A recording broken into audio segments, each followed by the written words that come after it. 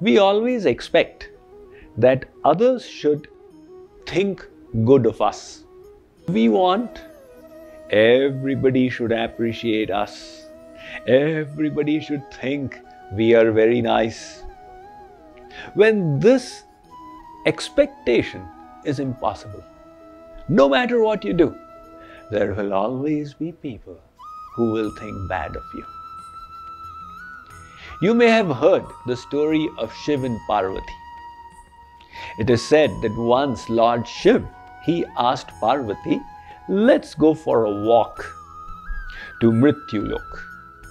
Parvati said, all right, my lord, however you wish. So they landed in a village. Now the people in the village did not recognize who they are. And Nandi the bull was also with them. So Shiv, Parvati and Nandi were walking along. These people gathered and they said that these two are very unintelligent. The bull is going vacant and they are walking on the ground.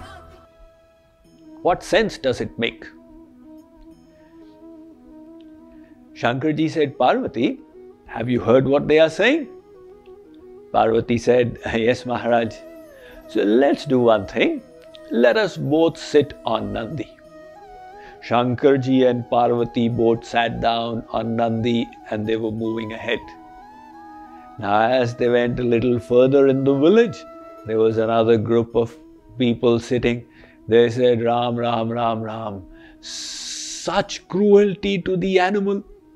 Both of them are sitting on Nandi. They have no kind of pity towards that animal. Shankarji said, Parvati, have you heard the discussion? Parvati said, Ji Maharaj, let's do one thing. You get down and walk. I will remain sitting on Nandi. Parvati said, as you say. So Lord Shiv was riding Nandi and Parvati ji was walking along. Again they passed a group. Those people saw and they said, what is this? The husband is riding the bull and the delicate wife is walking on the bare ground. No wonder women have raised the flag of rebellion that we must get equal rights.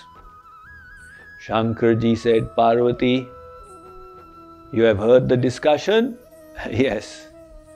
So Parvati said, Maharaj, that is the way you sit in Kailash. You are not aware, but in this earth planet nowadays, it is ladies first.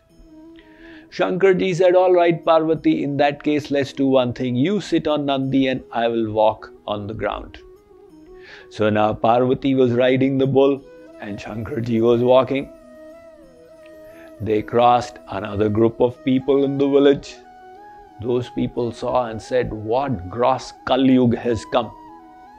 The wife is sitting on the bull and the husband is walking on the ground. Shankarji said, Parvati, now there is only one option left. Let's do one thing. Let's tie Nandi to the Trishul and lift him up. So finally, Shankarji, Parvati, they hung Nandi from the Trishul and they were lifting him and walking. Now they reached the village Panchayat and the Panchayat saw them and said, these people are not half mad, they are full mad. So Shankarji said, Parvati, this is why I brought you here, to let you experience that no matter what you do, people will find fault.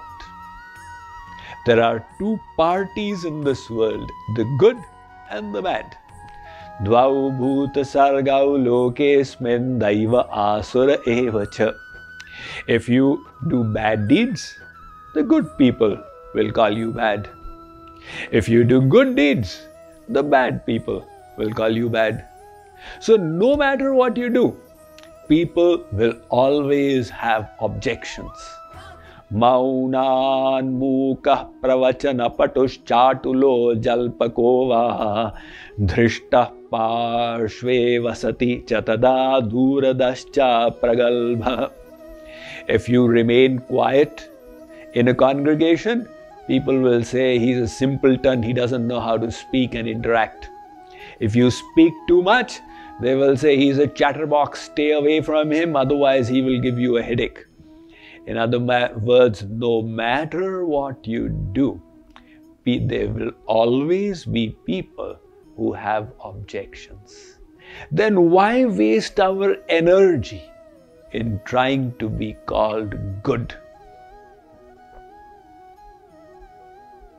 In the age of Treta, there turned out to be this washerman who found fault with Mother Sita after her Agni Pariksha, test by fire, when he said, I am not Ram, who has kept Sita, who was lying in Lanka, in his house.